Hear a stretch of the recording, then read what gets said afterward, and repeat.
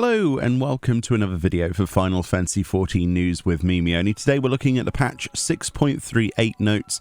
As you know, the game is currently under maintenance for 24 hours, which is making many of us a little bit stir crazy and staring at our Steam games or PlayStation games and going, I could play that, but nah.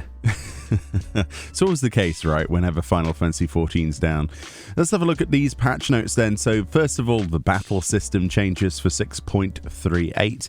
We have the weekly restriction on receiving unsung blades from Abyssos. The 8th circle has been removed, so if you wanted to go and get yourself a weapon in some fashion, then you can go and grab that without any lockout now. The adjustments have been made to the Savage version of Abyssos. It says 2 treasure coffers will now always appear. Furthermore, the weekly restriction on rewards obtained from coffers has been removed. So that's great if you're still needing some gear. Perhaps you just want to run a few to get stuff that people still need. I don't know. I think most people are probably already at the point where they've got all of the loot they want from that. I don't know. They say the weekly restriction on entrance has also been removed, and now players may proceed directly to the any circle of Pandemonium Abyssos Savage. So if you're progging on, PA tests like we are, we can go straight there without needing somebody to go and save themselves to a lockout or something before our small raid group gets around to it in the week. Says the item required to enhance weapons purchased with Elegant Tomestones of Causality, which is the Moonshine Brine, can be purchased from the following vendor. You can exchange these in Radzahan at Nesvars, the usual vendor, for 1 Aglaia coin and 1 Eurosine coin. So if you want to go and get yourself an upgrade for your weapons, then you can totally do that. It says after acquiring the items, exchange them at Nesvars in Radzahan. Yeah, same as usual. So that's good. It gives people a leg up, even though the relic weapons are pretty much comparable. Currently 3rd best in slot at the time, if I remember correctly, for most people. So yeah, it's hard to beat a 630 item level relic, isn't it? PvP then. Okay, so there's PvP action changes.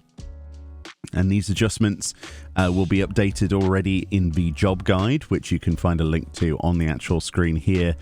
But let's just go through these. Paladin then, Phalanx, the adjustment to Phalanx has been reduced damage taken has been changed from 50 to 33%, so a lot less damage reduction from that ability, a bit of a nerf. For Warrior, we've got Bloater. Heavy effect duration has been reduced from 5 to 3 seconds. So yeah, tanks seem to be, at least Paladin and Warrior, getting a little bit easier to defeat. That's not really a surprise. Monk, Phantom Rush, the potency has been increased from 10,000 to 12,000. Now, considering that's the only monk change and it's a buff to one of their abilities, yeah, they're going to be even more deadly. I have a real trouble with some monks. They're very, very strong. Dragoon then. Ooh, this is the one I play in PvP. Sky Shatter. Potency has been reduced from 20,000 to 18,000. Not happy about that. Potency increase when targets are within 5 yards has been changed from 30,000 to 32,000. Okay, that makes sense. Barrier strength has been changed from absorbing damage totaling 25% of maximum health to absorbing damage equivalent to a heal of 24,000 potency. I'm not really sure mathematically sat here instantly reading that what that means necessarily in terms of the comparison, but I'm willing to wait and give that a go, see what it feels like. Ninja, we have Fuma Shuriken. The range has been reduced to 20 arms from 25, and they've also done the same reduction in range to 20 arms for Hayosho Ranju and Goka Mekayaku. Sorry, I'm not very good with names. So, yeah, range reductions on those abilities. Reaper's Plentiful Harvest. Its potency has been increased from 20,000 to 24,000. So, yeah, I didn't have a problem with Reaper's damage, personally, but that's an interesting one. Dancer, Curling Waltz. The healing potency has been increased to 10,000 from 8,000. That's interesting. Dancers are pretty strong inside PvP at the moment in Crystalline Conflict. Black Mage Burst. The barrier strength has been increased from 12,000 to 16,000. Interesting. Red Mage Magic Barrier effect duration increased from 8 to 10 seconds. Same with Frazzle as well, to 10 seconds. Southern Cross, the healing potency has been increased to 8,000 from 6,000. The same potency increased to 8,000 on the damage potency. And the cure potency increased from White Shift has been reduced from 100 to 50%. That's significant. That's half the healing. Damage potency increased from Black Shift has been reduced from 100 to 50 as well. Very interesting. So a little bit of a buff and then a bit of a nerf. Interesting. Scholar then, Adloquium. The base, the cure potency has been reduced, rather, from 4,000 to 3,000. And the barrier strength has been increased from 4,000 to 6,000. Yeah, they were pretty strong at healing, and their barriers were a little bit weak. I agree with this one. Astrologian, Full Malefic. The recast time reduction granted by the additional effect reduces the recast time of double cast has been changed from 7.5 to 10 seconds. Okay, not really sure about Astro. I don't play it that much anymore. So Crystalline Conflict itself has had a few changes.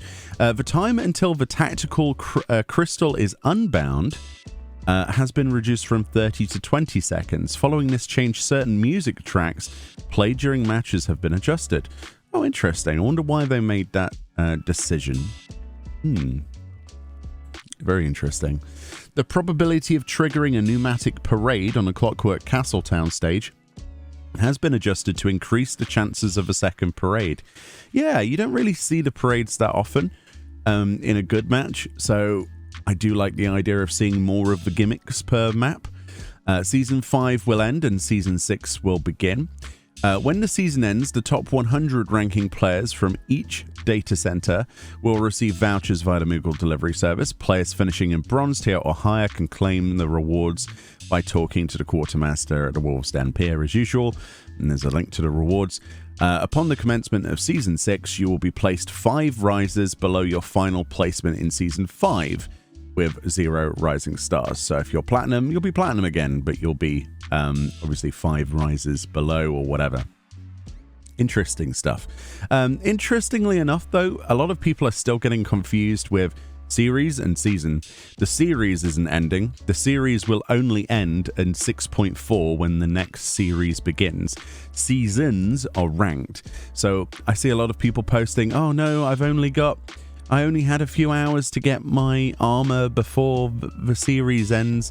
That's not true. The series will last, and the series milestone rewards will be there until the launch of 6.4 in late May, I think they said. This only affects the ranked, okay? I don't know how many times I have to say it, but I know that the naming convention needs to be changed, honestly. Season sounds like series, doesn't it? It doesn't... What they should call it is Ranked 5 or Ranked 6, rather than using the word season. I think that's a tricky word to use. But anyway... The resolved issues then. So the following issues have been addressed. This will be interesting. An issue in Eureka Orthos, so this is a deep dungeon, wherein the timing with which the enemy Orthos Gulu Gulu executed certain attacks was incorrect. So they're talking about Killing Paw. Essentially, when you aggroed a Gulu Gulu, it had this move where it does Killing Paw, which attacks, and then does like an attack following up straight from that. It's hard to explain, really, unless you've done the deep dungeon. But essentially, if you were kiting these or if you were moving these, it would instant cast it sometimes. It would mess up. And people were dying in nowhere near the actual Gulu Gulu. So yeah, I'm glad they've addressed that. An issue in Eureka Orthos, wherein damage dealt when equipped with Orthos Aetherpool gear upgraded to +4 was lower than intended. Okay. Interesting. An issue in Eureka Orthos wherein players' maximum health was, when equipped with Orthos Aetherpool gear upgraded to +13 was lower than intended. So basically, the Aetherpool up was not working as intended. A lot of the lower Aetherpool levels were not giving you as much as they were supposed to. So that's a good fix. That's a good fix, especially for new players trying it out. An issue wherein the graphics of the Feet Gear Valentione Rose Heels did not display correctly when equipped by male Lalafels. I wasn't aware of this, but apparently that was an issue, so they fixed that. An issue wherein the third tier of Splendorous Tools for Disciples of Land, introduced in 6.35, were missing the attribute plus 9 GP. Yeah, this was actually talked about, and they knew about this with the launch of a patch. The actual GP plus 9 supposedly was there. It was just not shown on the actual help text. They say the issue addressed in 6.38 was an error in the display of the item help text. Yeah, so that was a hotfixed on the 3rd of the 9th, ensured those tools grant the correct effect of this attribute, and yeah, it was just missing off there.